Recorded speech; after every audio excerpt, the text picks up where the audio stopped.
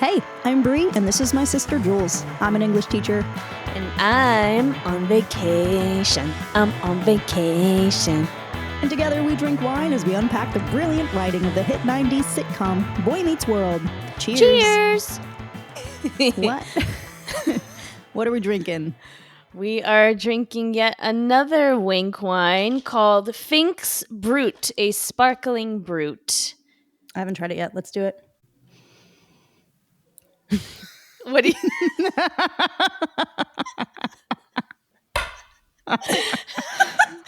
Awkward silence. No, I want to hear your thoughts first. The initial feeling is great, and then it just has all these Winc wines, man. They just have this like synthetic feel to me. There's something that I associate with Yellowtail and with all the other wines that we've had that have had a lot of like synthetic product in them to keep the shelf life. Like I think that's what I'm tasting at the end. It also kind of feels very like citrusy, which I don't know if I'm into, but then I like Greek wine and I feel like that's considered maybe citrusy, but I'm not sure. Anyway, I don't know what it is, but there's just a lingering taste I'm not into. What about you? So I don't get that taste that you've been consistently having, but there is something about wines like this, champagnes, bruts, that just don't sit right with me. I think you've described it before as it kind of tasting like a foot or something. And Toey. yeah, and you know, I never turn down a champagne, especially at a celebration, because it's fancy. Sure, it's alcohol, but I don't ever crave that kind of wine. There's something about it that I just don't love. I don't think it's specific to this wine. I think it's just my opinion on bruts and champagnes and Proseccos. Okay. I will admit, like Brut's champagnes, I like a cava for some reason. I don't know what it is about cava, but I'm into that. But Bruts and champagnes do give me headaches a little bit. You know how they'll use bad quality coffee for flavored coffee beans? You know how if you buy like a bag that's already like a hazelnut coffee and it's not sweetened, that's the flavor of the coffee bean, and they spray the beans in a flavoring so that when you make the coffee, it has it in there. Anyway, they do that with poor quality coffee beans to kind of like mask the poor quality of the bean. I'm wondering if they do that with bubbly wines and stuff because they're like, the wine is kind of bad on its own. So let's distract the tongue by adding bubbles. What makes it carbonated? That is a process for Lee. And it actually is really interesting because the fermentation process does release gas. It releases CO2. And so you basically trap the CO2 in the wine rather than releasing it in order to create the bubbles. Ah, okay. Yeah, I think I've discussed this on a previous podcast and I totally forgot. Yeah. That's got to change the flavors because like every other kind of wine, red, white, I will drink and most of the time enjoy, except for probably Riesling. But wines like this, I can't get behind. I will say, will I drink the whole bottle? Yes. Yeah. The more I'm drinking this, the more I'm actually like, this is actually hitting, and I kind of like it, and I keep going back for it, which is good for them. Yay. Thanks. I kind of like it. But also, I had a glass of Taittinger. Do you know that brand, that champagne? No, but that sounds extremely fancy. It's fancy, and oh my God, it was so good. I have to say that if I'm going to have a glass of champagne, it's going to be Taittinger, and it's going to be phenomenal. So I just have very expensive taste in things. And you really do. I don't think there's a single thing that you have poor taste in. Oh, thank you. Take it as a compliment. I wasn't exactly saying it. No, you weren't. I'm taking it as one. As we're talking about really expensive rents that we can't afford. Oh, thank you. That I have expensive taste. No, this is a distinction I want to make. I fully am the person, though, that will find the thing in the shop that is the most expensive, but I won't know that it is, right? Like, and I'll recognize value in something even if it's not priced at an expensive. Like, I get really excited when I see something that I consider to be underpriced. Like, the value is clearly so much higher than what the seller the seller doesn't realize the value of the thing. I think I recognize value. It's not making me any money. I clearly need to start using that skill. But you look at it and you go, "Hey." I do. I'm like, ooh, that's like, I can just tell, like, the way I describe it to myself is like acrylic versus oil. Like Yeah. I can tell when something is acrylic paint. And I don't Mhm. mean literally, I mean metaphorically. Like for those who don't understand, like acrylic paint and oil paint. Oil paint is expensive and rich and just looks like a real, you look at a painting that's oil and you're like, oh, that's like a famous painting, or that's, expensive. And an acrylic painting generally looks like something that was painted by like a cartoonist on the beach in Puerto Rico. Like it just doesn't. So specific. It doesn't quite hit. Yeah. And It's so not as rich. Rich is the right word. Luxurious. It's not like oil paint is very dense and rich. it has like old money in it, Yeah. Yeah. And Absolutely. acrylic is like new money. And I can like tell when something is acrylic versus oil. That's like the way I say it in my head. I'm like, nah, that's acrylic. Oil paint is so expensive. It is so expensive. I remember in college, I made a horrible choice of getting my friend a paint set because she was studying art in college and she was specifically working with acrylic and she was so good. I was like, you should be working with oils. Like, I want to see you paint with oils. Is this So Nicole? it's Ashley. Oh, She got a degree in art and psychology, I think. so cool. And I went to Michael's and I bought like a little box and I got like nice. one of each color. Michael's. Of course it was expensive. I don't know where I should have gone. And Michael's is so overpriced. Yeah. So talk about quality and value. yeah. So I got a little box of paints. No, I got a box and then I picked out a paint. So each, I got maybe like 7 to 10 colors, some paintbrushes. $300 later. No. I was committing to the bit though. Yeah. But like I was in college. That was a lot of money. That's a lot to be of money. spending. That's I hope how she much- used it. That's like how much our parents pay. We're very lucky to be offered oil painting classes as kids, and like that's how much money our parents paid on those materials. Granted, I literally still have the oil paints that I bought in probably second grade because if you're smart with the paint, you have to really like save it. And I mean, I'll probably cut all this, but like you have to, how like we would like scoop it and put it in the little balls. Yeah, you only do a little bit. A lot of white though. You get a big white one, but then a small one for the others. Big white one. A big white one. Big white poop would come out. With a log.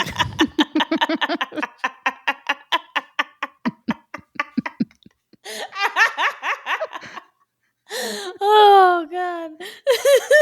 No, but do you remember like scooping it and like putting it in the saran wrap? That's what I was trying to say. Yes. And you would put, like, Save a little it. ball to Well, save. you would save it, but really, like, yes, sure, you want to save it because you don't want to waste it, but you also, you know where I'm going. You want to save it because you were like, I'm never going to match this color again. I need to save it. I spent the entire session. I would do that. I'd spend like 40 minutes of my hour and 15-minute session or whatever we had just mixing the right color. Yeah. I'd be like, save it all. Control S. Just like diluting it with turpentine to make it last forever.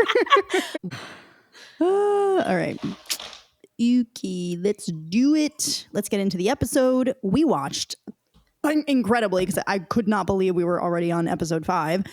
Season 2, episode 5, entitled The Uninvited. Cory tries to fit in with the popular crowd. I thought this was a really well-written episode. Air date, October 21st, 1994. It was written by Susan Estelle Jansen, who has also written Killer Bees, Santa's Little Helper, and It's a Wonderful Night. It was directed by David Trainer. There were 19 million viewers. What were your first impressions? I loved the whole back and forth at the beginning with Amy and Alan about getting older and getting hurt, because that is exactly how I feel right now. And and specifically in my relationship, I feel like we're always talking about how everything hurts and small movements hurt. Oh my God. And it was really funny. I loved it. I was like, ooh, this is a little risque. I was surprised by how deep they went into the sex life of the parents. I was like, know. what? Yeah, they had some innuendos and really, really risque jokes. And then at Totally. the end too, I was like, Yeah. When she took off her robe, I was I like, know. oh my I was like, God. and I want that. Hot. I love it. But I was like, ew. Like if I was a kid watching it, I was probably like like wide-eyed staring at the screen like, what? Parents don't do that, do they? No. No, but our audience is older now. Yeah, but they weren't at the time.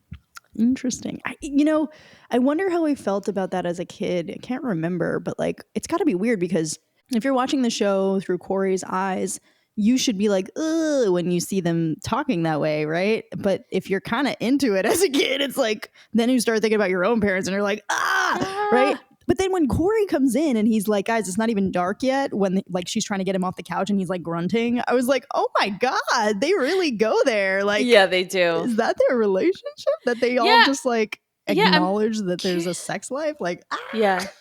Well, this is now the second time this season that they're acknowledging it, right? The first time was on the bed with the earring. But you know what? Even in Oh, season yeah. one, they were pretty open, not as open as we are this episode, but open in that like they are, still very much into each other after all these years. Right. See, I'm always going to think conspiracy theory, right? So I feel like this is the CIA. being like, remember when we talked about how the purpose for pushing the nuclear family narrative is to keep like the streets organized?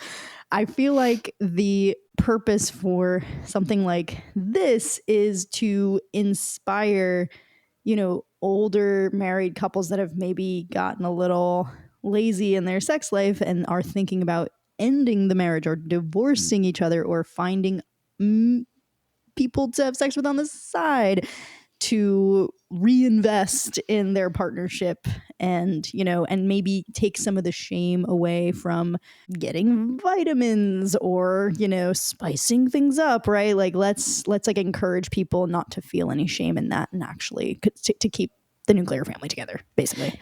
Yes, totally. CIA, yes. But to counter that, Mm-hmm. I will say that a lot of sitcoms prior had like the trope of like crotchety old couple that are always fighting with each other and like hate each other. I feel Right. like that has been kind of normal. So I feel like this show is trying to change it up where they're like the parents are like younger, right, than you would expect for a sitcom couple to be, and Yeah. they're actually like still in love. It's like Yeah, very endearing and it is. refreshing. It really is. Because like weirdly when I think back on like old TV shows and movies, it strikes me as like normal for there to be like a wife and a mistress. Not for the woman, just for the man in this heteronormative past that I'm imagining. But I don't know. I wonder if there's some sort of response to that in this, like, let's normalize being faithful and also like working on it, Yeah. Anyway, so we start off in the kitchen, and what we're getting at here is the scene is that Alan has all these magazines in his hand and he's like, why are they sending me these catalogs? And it's just him and Amy. And he's like, geriatric discount warehouse? I mean, isn't Victoria's Secret? What's new in life support? How did I get on this mailing list? And Amy asks like if he's sent away for something, and Alan says, well, maybe I sent away for some high potency vitamin E. And did you know what that was like immediately, or did you assume? Oh, vitamin E? No, I didn't know. I had no idea until context clues a little bit later. But Yeah, I don't know why I I did knew not that. know that helps. Yeah, What is that traditionally for? Isn't that for like collagen and elastin? high potency vitamin E for men as an antioxidant helps protect cells from damage caused by free radicals, supporting immune function, and potentially improving cardiovascular health and sperm health. It may offer benefits for skin health, reducing inflammation, and potentially aiding in wound healing. So it's kind of like an all-around cure-all for things, but yeah, it's good for the sperm. Yeah, but potential benefits of vitamin E maybe improve blood circulation, which certainly can That'll help help your skin for sure. Anything that Yeah. improves your blood circulation is good for skin. Sure. Yeah. That's why Okay. exercise is good. Yeah. Interesting. Okay. Yeah. I guess maybe they couldn't be more specific. Maybe it would have been too much to be like, I bought Viagra. Yeah. Oh no, they couldn't. That would be crazy though. Like it is still a kid's show. Like Right. So vitamin E is a little bit like, yeah. I very much am brainwashed by like our Catholic school upbringing, and for me, like sex is very taboo to talk about with kids, and yet I totally understand the positives of being really sex positive, helping kids navigate their sexual development, but like, to what extent? What's like a good boundary to set in terms of like you have a private life that's yours and I have a private life that's mine as like a parent and kid, I mean, versus like blurring those lines a little bit for the sake of like normalizing sex for the sake of their for the sake of their relationship with sex being positive and healthy. I think the boundary can differ depending on who you're talking to. It gets more complicated if it's a teacher and student or a parent and kid. Avoiding it is never helpful. It would actually probably do more harm. Yes. And I think that is definitely the approach that the writers of this show have taken. Like, we cannot avoid sex. That is not the way to go about dealing with teens. Like, you have to kind of you have to get in first almost, because they're going to start influencing each other and deciding their own rules around sex and their own, they're going to find the information somewhere that maybe is not a good place to find information, Right. So if you can especially now, get ahead of it, absolutely. If you can get ahead of it, like there's no avoiding it at all. Like you might be delaying it, but that's only delaying your conversation with the person you need to have that conversation with. Like they're going to find out one way or another. Right. You might as well get ahead of it and kind of like set the stage for them. Right. Amy is really sweet when she finds out that he's been taking vitamin E. She says, that's so sweet. So Amy says it's sweet. Alan makes a joke about Depends diapers. And Cory and Sean walk in the kitchen and they're going to play basketball. And Alan's like, dudes, where are you guys off to? Like trying to be cool because he doesn't want to be old.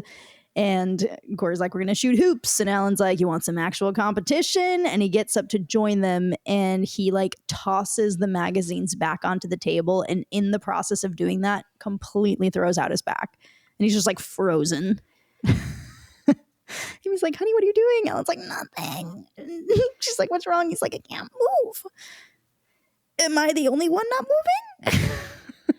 And then we're in the classroom next. And Finke is being a fire teacher and he's walking around the room and he's like, thus the Transcontinental Railroad spelled the end of the Pony Express. Mail service was faster, more reliable. Letters no longer needed to be passed from hand to hand. And he starts grabbing letters out of the students' hands because they've been passing notes in class. Not necessary anymore with the cell phones, unless you're taking the cell phones away, which then they just open up a Google Doc that they're all shared on, and then they start sending each other messages that way. Oh my God. Yep. Again, no avoiding it. They're going to find a way. Kids always find a way. Yep. So Finke starts reading these letters out loud and he's like, these just in. Miss Wilder wants to know what Miss Harrington thinks she should wear to her party. Opens the next letter. Miss Harrington wants to know what makes Miss Wilder think she's even invited. Oof. Wow. She gave me PTSD. She is a mean girl. I was like, she played a really good mean girl. She totally did. She killed that role because I was angry at her. I was so annoyed at her. Yeah, she sucks. So Miss Wilder is like, I'm not invited. And Miss Harrington's like, we'll just see. Okay. And that was like her signature thing. Okay. Yeah. Ugh. Then he reads the note that Cory was going to send. And he says, Mr. Matthews wants to know, is this going to be a makeup party? And then Melissa says, well, sure, Cory, you can borrow my lip gloss. And then Cory goes, out, not up, a make out party. Have you ever had a note confiscated while you were passing it and read out loud? No, because I've never passed notes because I was a good student. What about you? I have. I'm trying to remember what it said, but Absolutely. we were juniors in high school, can you believe? And it was in Mr. Whalen's class in physics. Of all the classes, he was like the teacher that didn't teach me any physics and just told stories all the time. I would say I remember equally the number of stories to the amount of physics that I learned. He did give great advice to us, though. He said, if you make it clear in your college application that you want to major in physics, you will get into every school that you apply to. I think he was right about that. But I was like, well, I don't want to major in physics, but I love that advice. So pretty sure I was passing a note to Kevin Singh. Oh, Kevin. We love Kevin. He's our friend. I'm pretty sure that whatever I wrote was probably some indie song lyric that I thought was really cool to say. And he snatched it. Very strange world. And he snatched it and read it out loud and was like, "What the hell does this mean?" And I was like, "You don't understand, Mr. Whalen." Because this is a podcast, they did not see that you swiped your bangs across your forehead and put them behind your ear. So I just wanted to for Tracy narrate that. For Tracy, she was emo.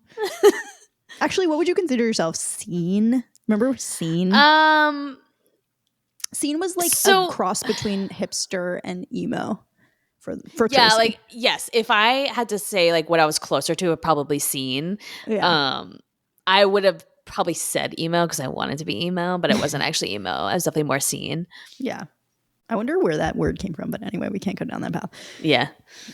So I actually laughed when Sean roasted Cory right after he goes, make out. And Feeney says, so it is. Mr. Matthews wants to know if this is going to be a make out party. And Sean just goes, not for him. That was so mean, but funny. Oh, the way he delivered it was great. So then we're in the hallway and Cory and Sean are talking and Cory's all upset because he feels like he blew it and he's not going to be invited to Melissa's party. Sean goes, so Feeney cut you off at the knees. People will forget. You'll get invited to the next party. And, Sean's being really super cool about it because the whole point in this episode is that he's cool. And he is. That's what I loved about the writing. I thought that Sean really was really cool. And we'll get there. But like Cory, I don't like the idea of labeling people as like geeks and cool. But like the only reason I supported it a little bit in this episode was because Cory's geekdom was coming from his like desperate desire to be invited to this party. And I do consider that to be kind of an uncool thing to do. Whereas Sean truly doesn't care that he's not invited to that party. And that is cool. Like that's what I want more people to consider cool. Someone who's really confident and secure in themselves and doesn't need validation from others. Yep. 100%.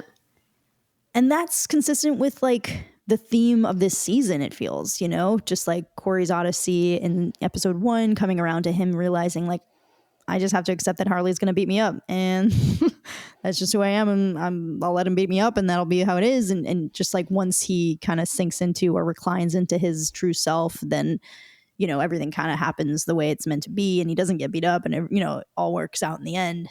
So I like that seems to consistently be the writer's message to kids. Like being cool is this.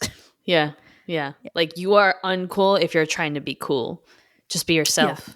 And the way that the geeks are portrayed is awesome because they're just like, whatever. Like we like each other and we're friends and we're happy. So I don't care that there's no one else here. Exactly. They're being themselves. They're being cool. Mm-hmm. I miss Minkus. I know. Yeah. They have not addressed it at all.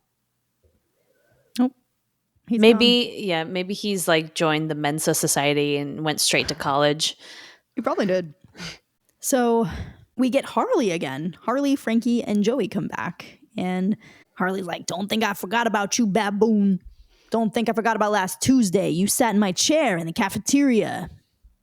And Cory's like, I'm sorry, Harley. I didn't know it was your chair. And Joey the rat goes, everybody knows that's Harley's chair.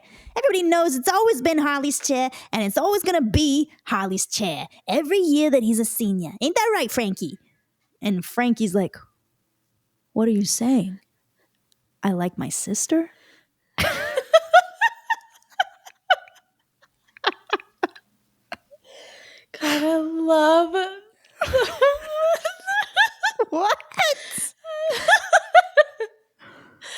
it's so good.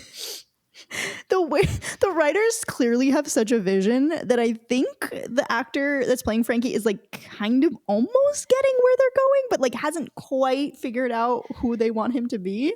Joey's like, no, I'm not saying that. I'm just saying you have a very close family. Hey, where you going? And Frankie goes, I want to call home.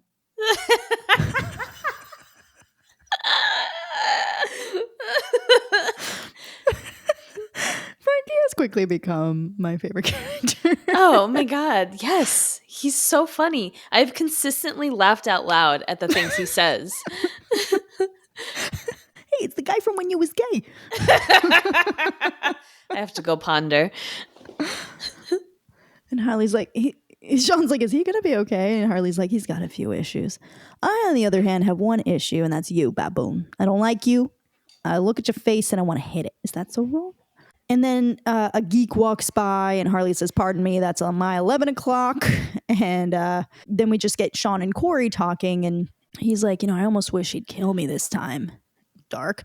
And Sean's like, how come? And Cory's like, then I wouldn't be here to be humiliated when I'm not invited to the party. And again, Sean doesn't care. He's like, you're sounding just a little bit whiny. And Cory's like, Sean, this is the first party of our high school lives. I mean, it'll divide our class into two groups, those who were invited and those who weren't, the geeks. Sean says, you're losing it, Cory. And Cory's like, yeah, I'm losing my whole future. No one will talk to me ever again.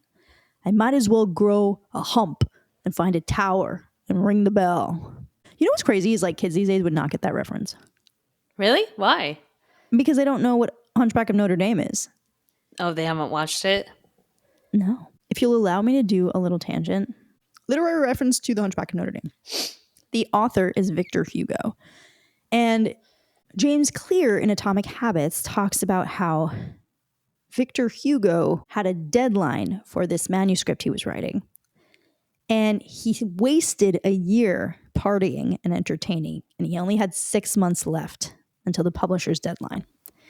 So he had his assistant lock away all of his clothes in a chest. And he only remained with a shawl. And so he had no option but to write because he couldn't socialize because he didn't have clothes. And the point that James Clear is trying to make is to give up a bad habit, make it difficult by redesigning your environment. We get this dramatic slow motion scene with music where Melissa is going through the halls giving out invitations to her party, and she's denying the invitations to some who are crumbling with defeat, and then she's off just granting others with the golden ticket, and they're just ecstatic. And so she comes over to Cory and Sean and she hands him an invitation. What are you laughing about? Sorry. Oh, I need you to repeat that part. I'm sorry. I just got the giggles for no reason. I was trying to hold it in, and it made it worse. Okay. Okay, I'm good. So Cory gets an invitation. Melissa hands him one. And Cory is ecstatic. Cory goes over to Sean and he says, Sean, there's been a miracle. And Sean's like, yeah, whatever. Come on, let's go to class. We're going to be late. Cory's like, class? Oh, we don't need no stinking class. Our futures are set. We are high school gods. Come, let us repair to the gym and rejoice in our invitations. And Sean's like, it's going to be hard since I didn't get one. Cory's like, what? Also, the confusion that he has is like, I'm like, he was right next to you. Yeah. Sean's like, I didn't get an invite. Cory's like, no biggie. There's got to be a mistake. You're the coolest guy in class. You've got to be invited. Sean's like, yeah, well, looks like I'm not. And Cory's like, I'm going to find out what happened. And Sean's just like, forget it. And Cory's like, do you want me to ask her? And then Sean's like, yeah, would you? Which is great. Like, he's also human. And it would be the same way. I'd be like, wait, but why not though? Yeah, why not? Yeah. Like, I don't really need to be invited, but like. But like, why? Yeah. Like, why would you invite my best friend and not me? Yeah. You know? Yeah. But also, like, he wants to hang out with his friend at this party too. Yeah. So Cory, I love Cory because he's so like effortlessly, he is dweeby, which I love, and it's so cute to me, but he also has like that confidence that makes him, he is kind of cool, He's right? Like cool, he does yeah. just go right up to Melissa and he's like, hey, like, and he just asks her, whereas like a Yeah. lot of other kids I think would be like too nervous Yeah. to go over and confront to even her. make eye contact. Exactly. And that's kind of what makes him, like, at the end of the episode, you know, Sean basically is like, you're not uncool. Like, you're not cool, but you're not uncool, you know? You're just and you. You're you. And I was like, yeah, that is Cory, you know? Yeah. That's why he's the main character. You know what I mean? Mm-hmm. So he asks her, you know, so he says, so you invited me to your party. And she's like, what do you want? And she's the worst. Cory's like, I think you made a mistake. And she says, no, it's not a mistake. You're really invited. And Cory's like, no, I mean about Sean. You forgot to give him his invitation. She goes, no, I didn't. He's not invited. Okay. And then Cory goes over and breaks the news to Sean. He says, right, look, so from what I gather, in the last 3 seconds, everything in the world has changed.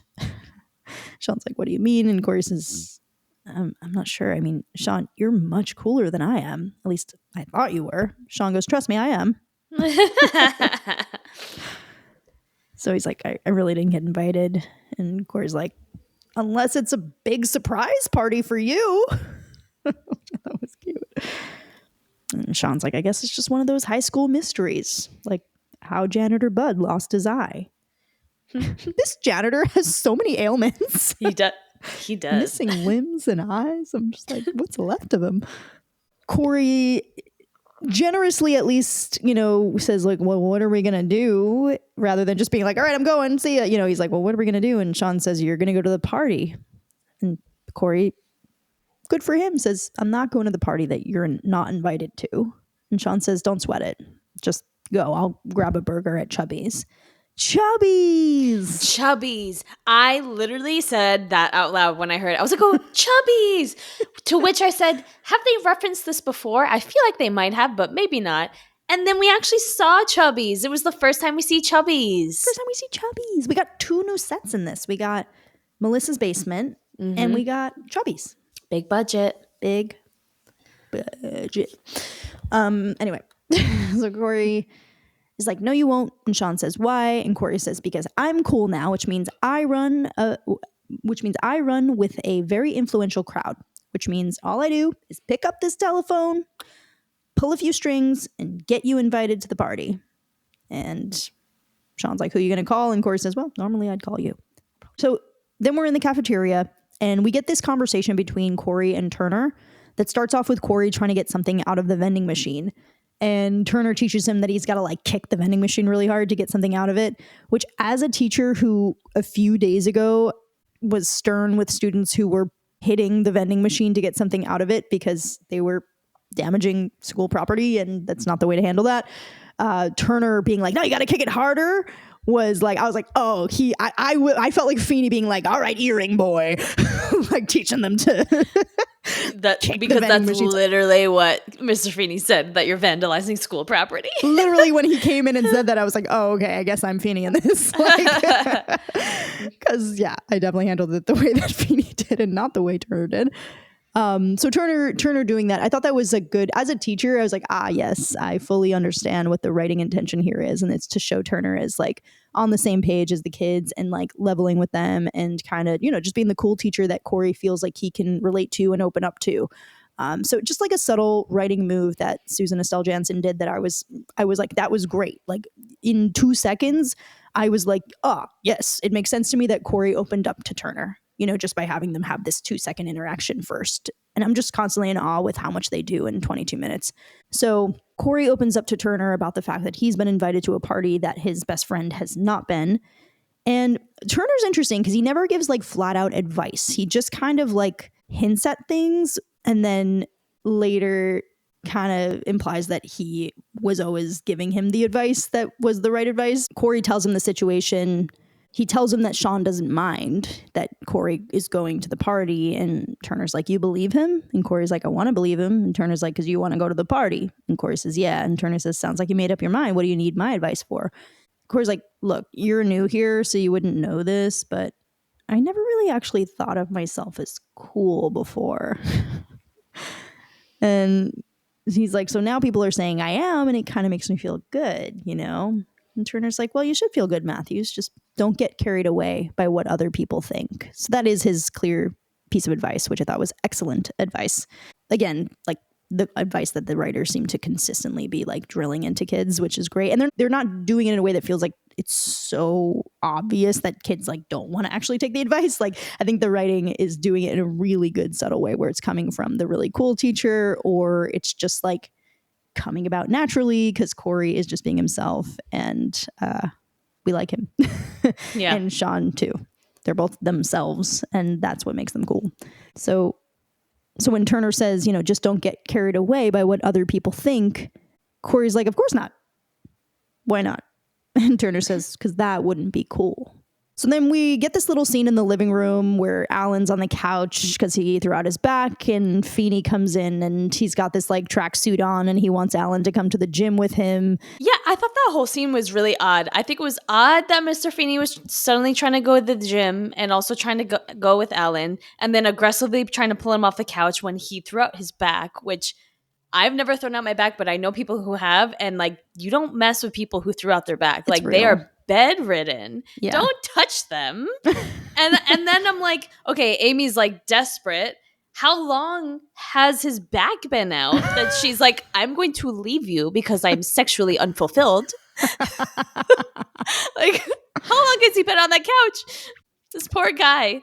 You know, oh my God, I think I was seeing it through such innocent eyes that I didn't even think of her being like, I'm going to leave you for the next thing that moves, as like her being like, we need to have sex now. Like I thought of it more as I'm losing attraction to you because you're so quote unquote lazy, even though he's bedridden. No, I think she was trying to. Wow. Wow. Damn, this episode. Yeah. Wow. All right.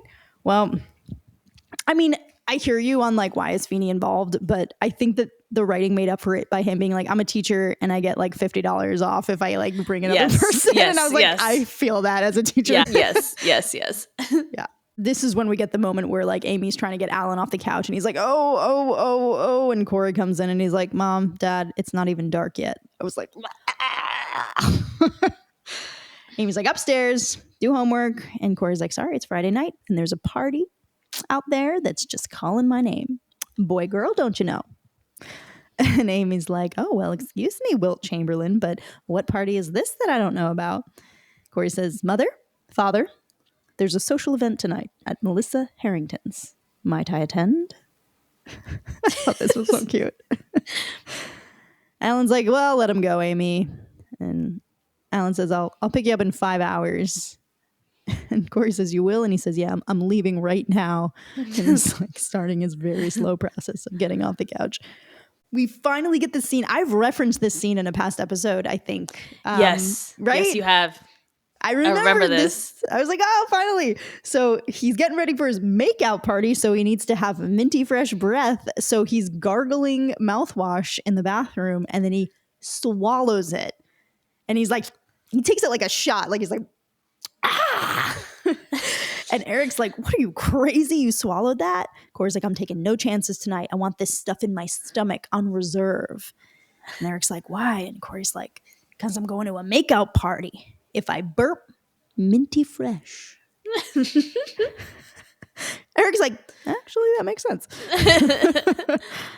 And then when Eric asks where his deodorant is, Cory says, in my pants. I was like, what do you think is going to happen if you're in 7th grade? I tell you, 7th graders are a little more frisky than you think, you know? And you and I were not like that in 7th grade. So it's a little hard to imagine, but I know that that is what happens sometimes. That was a lot. Because truly, the reality is kids will watch that and be like, oh, I should be ready in 7th grade to have someone put their hand down my pants. Like, basically. That's what that is implying is going to happen, right? Like, and I'm just like, I don't that's crazy that they got away with that. But anyway, and then Cory takes the spritz of his rampaging stallion cologne. I think rampaging stallion was my word of the day because there were no other words of the day. So that's what I'm going with.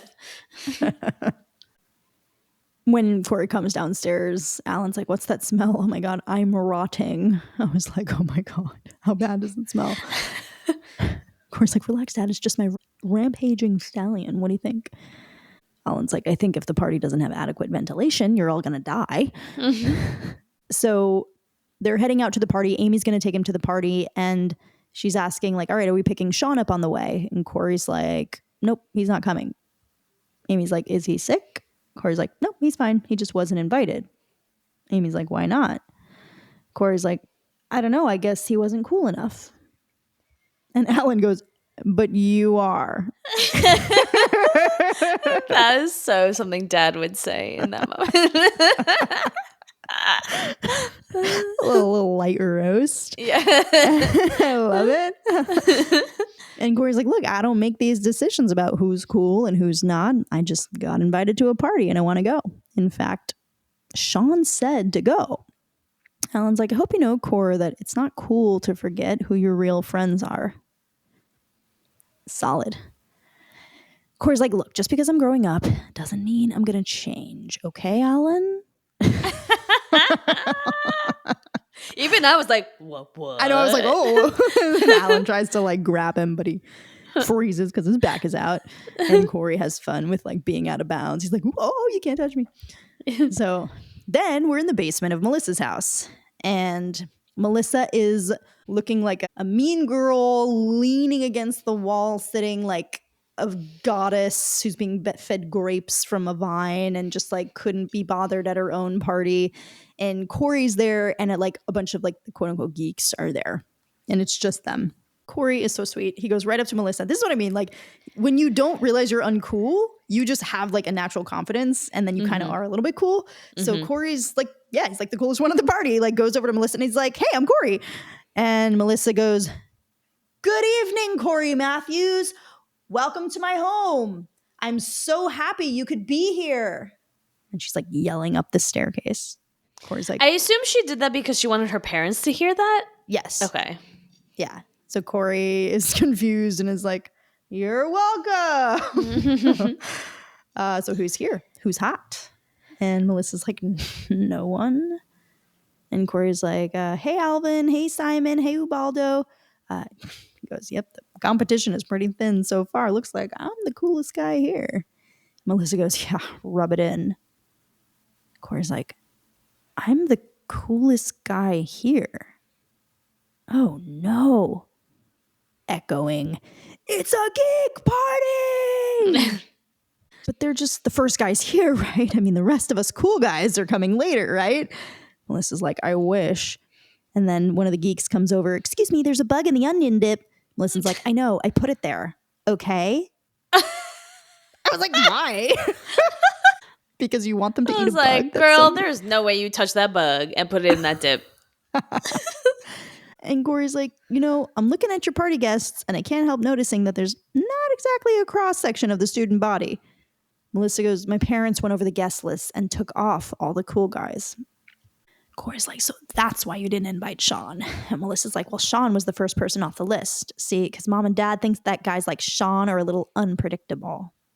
I thought this was such good writing. And I wondered if the writers had an experience with, like, have you ever been in a situation like this or experienced anything like this? Yes, 7th grade, I started to hang out with certain kids more. And I remember specifically that, like, I was invited to hang out with them somewhere, maybe at somebody's house. And I remember specifically mom being like, you're not going to that house. And I was like, why? She was like, you're not hanging out with those people. I was like, why? And I did not understand it. And I don't remember exactly what she said, but she alluded to the fact that, like, these are not the type of people you should be hanging out with. And I think I was just too young to understand it. But I think she was right. Yeah. But, like, she saw something I didn't. And I don't know if she saw it in the kids. She just saw enough in the kids that she was like, no, or like the parents, maybe. I Yeah. don't know. But the kids that I was going to hang out with definitely were a little bit more mature, so to speak. Yeah. I wasn't ready for that. Yeah. And I didn't know I wasn't ready because I was not mature enough to get it. Yeah. Good for mom. It's like the older I get, the more I'm like, oh, we think we're so fixed, but we're not. And it does matter the people that you surround yourself with. That's actually something in Atomic Habits. See, when I asked you that question, I was asking more like, do you remember a situation where like somebody wasn't allowed to invite like the opposite basically of your situation where they were in the cool group themselves, so their own friends weren't allowed at their own party because their parents didn't approve of their own friends? Yeah. No, that's never happened to me. I thought it was a really great plot because I was truly invested in, I was like, why? I could not conceive of a reason why Cory would be invited to this girl's party and Sean wouldn't. Like I was not smart enough to figure it out.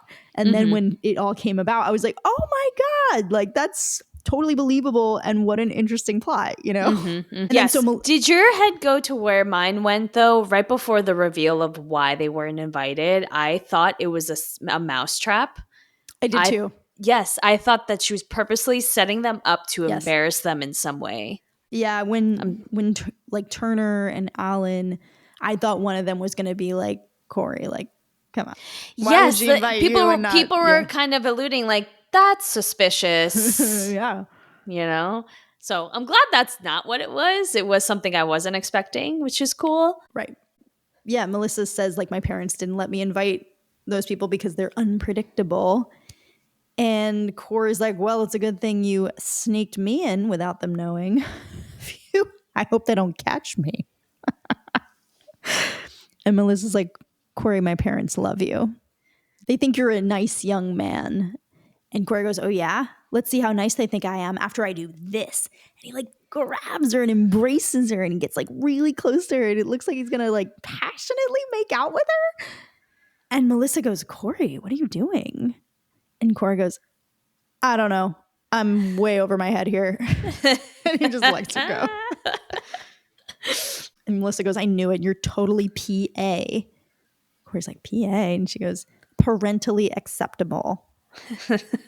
Cory's like, that's bad. Melissa goes, well, it's as bad as it gets in high school.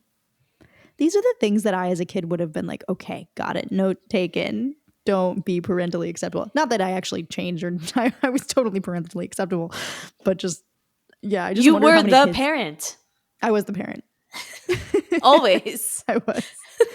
So yeah, I just wonder like how many kids around America like watched that and went like, okay, gotta be bad. Like can't be nice to parents, can't be respectful to parents. Like, you know, Melissa's friend basically comes down and says there's this other party happening. And Melissa ends up leaving her own party to go to another party and like leaves Cory and the geeks like in her basement, which I was like, wow, she's the worst. She's the worst, actually. The worst. And her parents are going to kill her when they for find leaving. out. What? Can you imagine if you threw a party for your kid and your kid left to go hang out with the people that you didn't want them to invite to the party? My kid would get nothing ever again. For life. I'm never doing anything for you ever again. So the conversation he has with the geeks is the one that I was talking about earlier, where they're all like very secure and happy with each other. But the transition into that is funny because it kind of seemed like they were talking about playing spin the bottle with each other. So because Cory goes over and he's like, what are you doing? And they say, we're practicing spin the bottle. And Cory's like, but there are no girls. Heteronormativity. And the geeks are like, but there might be later. And Cory goes, oh, guys, I don't think any girls are coming. And one of the geeks is like, oh, well, we don't mind. And then the other geek says, we're all friends. So I was like, oh, you guys are going to make out? That's so progressive of you. And then another one was like, we like hanging out together. And then another one's like, we're very comfortable with what we are. See, that too, he says, we're comfortable with what we are. And I was like, gay? Like, gay? Like, gay? Is that like, where are we going with this? And he goes, parties come and parties go, but you always have your friends. And yeah. And then the final line in that scene is, that's why Ubaldo is so cool. And again, we get like the definition of cool. It means to be secure in who you are and to have good friends and to do right by them and be loyal to them, which Cory obviously didn't do with Sean. Mm-hmm. So Cory learns his lesson and he goes to Chubby's, and we get another Harley, Joey, Frankie moment. Harley's playing pinball and he gets a high score, and Joey's like, "That's some score, Harley. That's the best score I ever seen. Nobody's going to beat that score for like a million years. Ain't that right, Frankie?" And Frankie goes, "What are you saying? Sometimes at night I like to write poetry."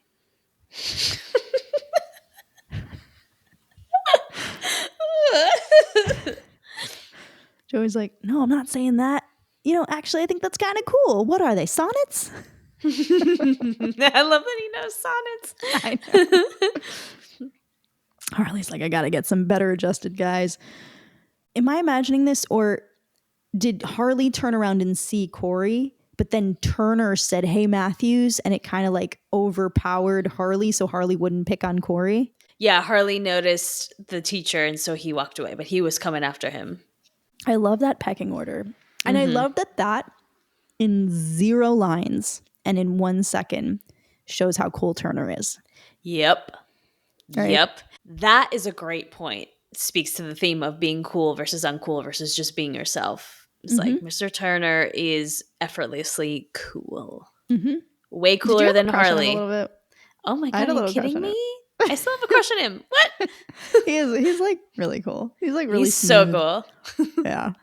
I do like Turner. Actually, when he opened the door in the last episode, when he came over to their house and Amy opened the door, I was like looking at Amy like, "Did you see this man?" Like, because I could see him with Amy. Like, and you can just like see two people together. Like, I was like, "Oh, Amy, like Alan might have some competition," because like I see you guys. Like, you guys seem like you would have chemistry. Right? That's why she said, "I'll leave you for the next man that moves." She's hoping Mr. Turner will come in the door again. Interesting. Yeah. So, although I think Alan can't be beat. I just think Alan's so handsome and awesome. Oh, he's wonderful. He's wonderful. Yeah. So, and Sean's sitting at a table and there's like all these people around him. Cory's like, "Oh no, I got to get out of here." Turner's like, "Why? I thought you were here to see Sean." And Cory says, "I was, but remember that decision thing we talked about? I kind of made the wrong one." And Turner goes, "Yeah, I could have told you that." Cory's like, "Then why didn't you?" And Turner says, "Well, you don't listen in class. You going to listen in life?" Cory's like, "But you're the teacher. I'm supposed to learn from you." Sean comes over and Cory's like, "Don't worry about me, Sean. I'm just leaving." And Sean's like, "Why? I got an ordered chili fries, extra gravy." He's like, totally chill. Like, does not care that Cory went to this party. Cory's like, "Nah, you're too busy with those other guys." Sean's like, "What other guys?" Cory's like, "The other 1,000 guys at your table." Sean's like, "So then make room." Like, he's truly acting like he does not even notice that he's cool. He like didn't even know there were other people around him. And Cory's like, "Sean, they're going to see you talking to me." And Sean's like, "You've been acting really weird since you got invited to this party. You don't want to hang out with me anymore?" Cory's like, "I'm a geek." And then the whole place goes quiet. And then he just looks at the mob and he's like, "Oh, you didn't know?" Sean's like, "Cory, what are you talking about?" Cory's like, "I'm the worst kind of geek. I'm a geek who didn't know he was a geek." And Sean's like, "Cory," and Cory goes, "Yeah." And Sean goes, "Do I hang out with geeks?" Cory goes, "No, that's why I'm leaving." Sean goes, "Come on, you're my best friend. Gotta loosen up." Cory's like, "You don't think I'm a geek?" Sean's like, "Of course not." Cory's like, "You think I'm cool?" Sean goes, "Of course not." Cory goes, "Then what am I?" And Sean goes, "You're Cory. I'm Sean, just like it's always been. What else do you need to know?"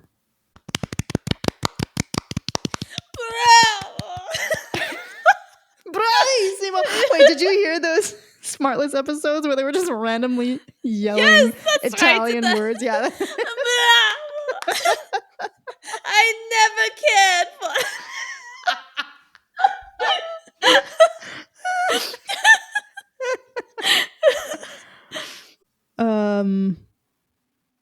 Sean says, "I'm not cool." And Cory says, "Yes, you are, Sean. Look around you. I mean, this is the cool party. You are the center of the cool party." Sean's like, "This is the cool party?" Cory goes, "Yeah." Sean goes, "Let's bail." And Cory's like, "You're trying to show me that it doesn't matter where you go, because if you're truly cool, wherever you go, is the best place to be, right? Sean goes, Cory. Cory goes, yeah. Sean says, shut up. Cory goes, very cool thing to say. He wasn't wrong.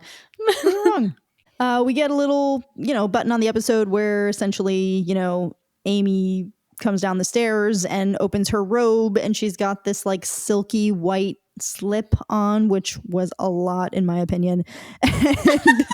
And it like brings Alan back to life. He's like, oh, I'm back from the dead like Lazarus. I'm healed. It's a miracle. I can walk, Sister Amy. Hallelujah. And like follows her up the stairs and uses the little like grabber thingy that he was using as like a walker.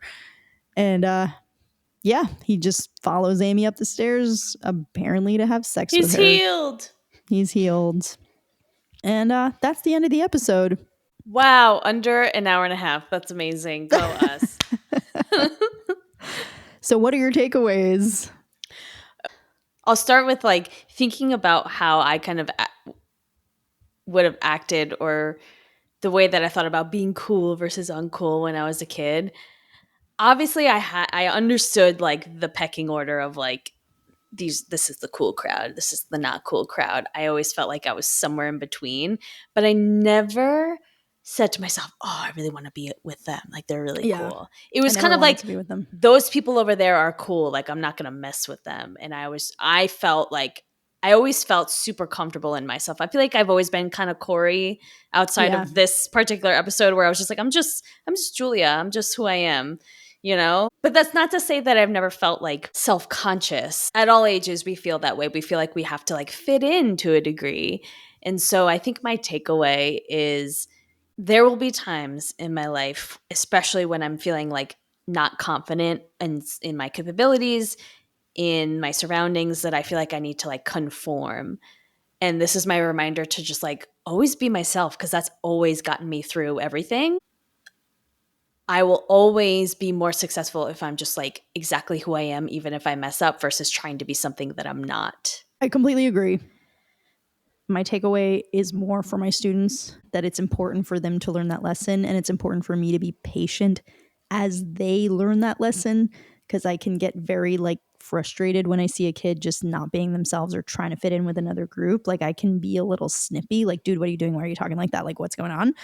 So I need to like be patient a little bit, but also continue to like send the message in like a Turner way, where it, can actually maybe hit in a way that's not, just me bullying them into being themselves, essentially, because I have no patience for it. But I'm like you, because I never felt that. I never felt the desire to be like those people that I could clearly see kind of sucked, because unfortunately a lot of the cool quote unquote kids, as was depicted in this episode, are rude. Like, that girl Melissa is and rude. unhappy. And a lot of them in that group are just trying to one up each other. So they're aware of like, this is the pecking order within this group of cool people, and I'm trying to be at the top. And that's all of that is so uncool. Yeah. My takeaway is like to remember to be patient with the kids as they're navigating, coming around to being themselves. Cool. Well, that concludes the episode. Thank you so much for listening. We didn't really have a word of the day. We had Rampaging Stallion. So if you like what you heard, rate and review us. Leave a comment. We don't get a lot of comments. Start a conversation. We'd love to talk to you. We have an Instagram. It's called Boy Meets Wine Podcast. We're also going to start posting these as videos to YouTube. The name of the wine we had today, it was actually a Brut. Which, did you actually talk about what a Brut was? Nope. Cool. Maybe next time. Finks. Something we got off the Winc website. Maybe try a Winc order. Yeah, Winc. Want to give us some sponsorship? I don't know. Theme song credit goes to Julia Rosa. And next week's episode is season 2, episode 6. Who's Afraid of Cory Wolf? Virginia Woolf reference. Who's Afraid of Virginia Woolf reference as well. Cory goes through teen changes, thinking something evil is happening. Grammatically, I don't like that sentence, but here we are. Bye!